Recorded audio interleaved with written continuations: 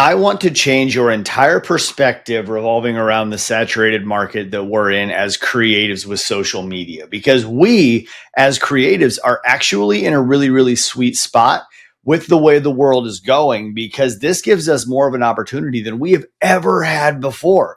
Now, imagine 10, 20 years ago when somebody wanted to be a professional artist, whether that was a tattoo artist, a painter, a photographer. Imagine how word of mouth had to spread. We didn't have access to the world at our fingertips to get the kind of notoriety and exposure that we do today. The problem is, from back then to now, because there's so much accessibility, we don't know what we don't know. So that's the first thing we need to focus on. How do we get the attention from the people that we can truly serve? Is it going to be in a broad market that we can service when it comes to selling prints, t-shirts, videography, even lessons? Is it going to be a local market for tattoo artists where we can really only service those in our zip code and kind of a slightly larger demographic generally outside of? And how do we target that market specifically, knowing that our stuff is just going out like this large net? We need to be able to focus in on the market that we can truly serve. Now, as a tattoo artist for 21 years, I've been on both ends of that spectrum. I know the struggle that there is to not only find the right quality clients, boots on the ground marketing, but how to be able to ensure the fact that my reach stays exactly where it is. I can actually find those clients on social media. So there's a both and approach that we have to take. But the honest to God answer is, you are not in an oversaturated market. You are in an ideal market that is consistently proving that scalability is possible. In tattooing specifically, this is proof of concept that there's always going to be a budget for the product that you produce. And people from the bottom of the barrel poverty level all the way up to the Rolexes and mansions are getting tattooed. Where are you landing? Like, the reality is, you have a gift, you have a craft that people are drawn to. There's never been a better time in history to be a tattoo artist. But who are you as a tattoo artist in the space that is probably going to show you why it is you are not performing the way that you truly want to? So when you learn how to target market, when you learn what marketing truly is, when you learn how to show up as the most ideal brand to speak to that buyer's psychology, and when you learn how to utilize social media as a vessel or a tool to be able to consistently build out your visibility, then all of a sudden your business is running like a flywheel. It's doing the majority of the work for you. And all you have to do is document your process, document your life, and showcase the value that you provide, not only as the product, but as the process to produce the product and the journey that you take your clients on. And that's really what it all boils down to. So what I always tell artists when we work with them on a one-on-one basis is, who are you now and who do you have to become? Where are you now and where can that ideal version of you truly go? And once we figure all of that out, all we have to do is fill in the gaps. We have to trim all of the fat, get rid of all of the distractions and all of the pre-assumed beliefs that this is what needs to be done. And we need to implement a bunch of systems that are going to make your life so much easier on the back end. So going back to the who are you now, who do you have to be? Look at it this way. Who are you and who are your clients? Who do you have to be able to service better clients?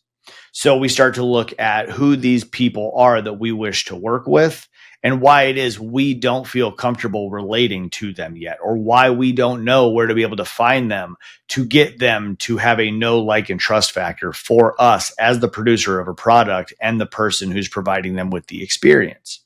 So now all of a sudden it's like, okay, I personally have a lot of work to do, because it's not just about how great my art is. It's about how I show up and how I relate to the consumer I wish to serve. Now we look at, okay, what kind of environment and culture can I provide this quality client? What does my environment look like? What does my studio look like? What does my space look like? What are the amenities that are there that are going to be more attractive to the consumer that I wish to work with?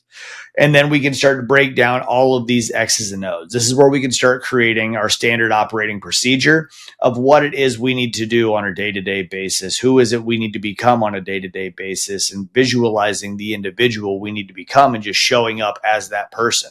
Now, I look at everything in quarters.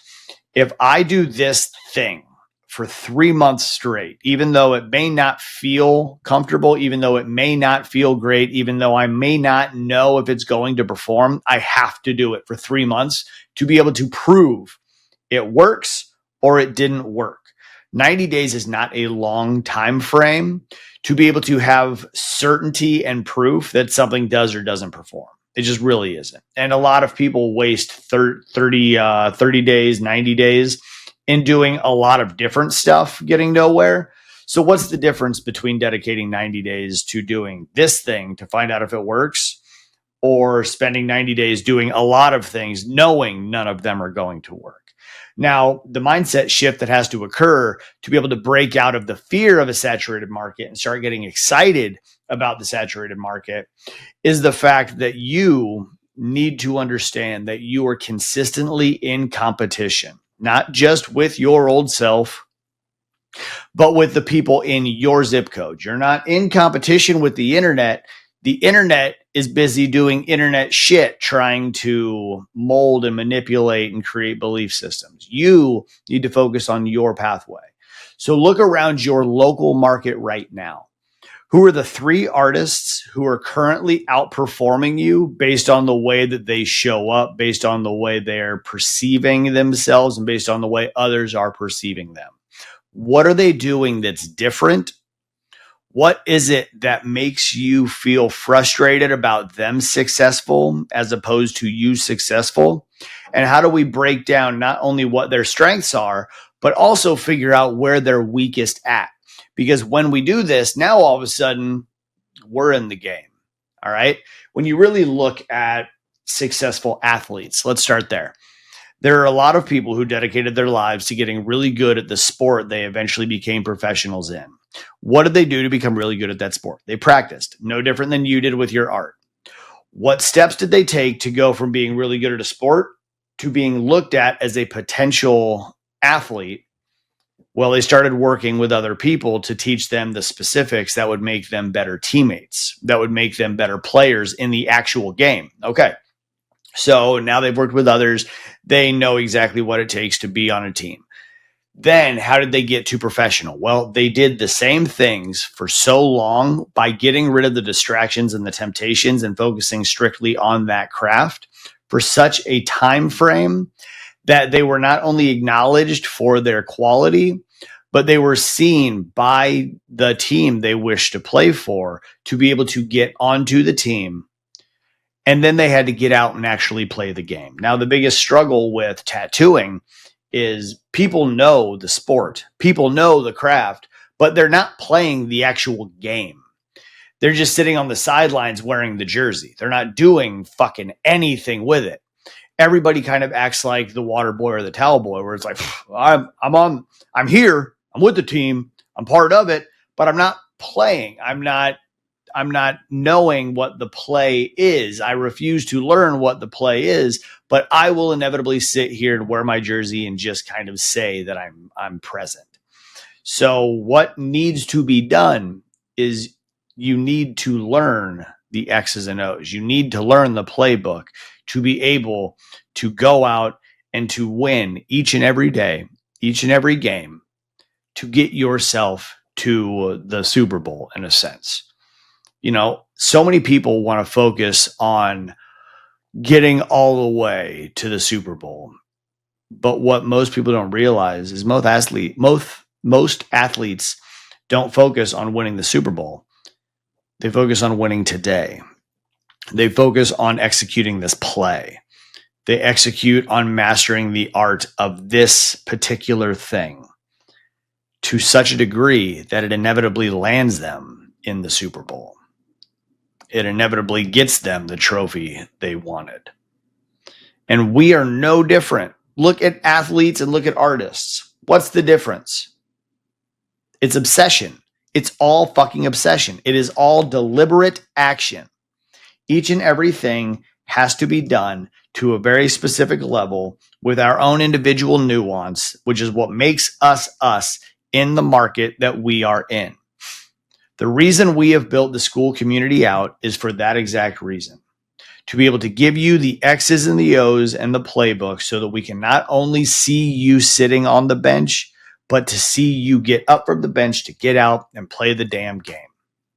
If you were interested in learning these playbooks, if you were interested in joining the team, if you were interested in knowing what it's going to take to not only get you to the end of the next 3 months, but to compile enough 3-month brackets in a row to where you become stupid successful in an industry where everybody else is literally pumping the brakes, then join the community. This is where we are all working together as a team to be able to build massive levels of success, to lead the industry away from corporate and to create true rebellion within it by being the outliers of it.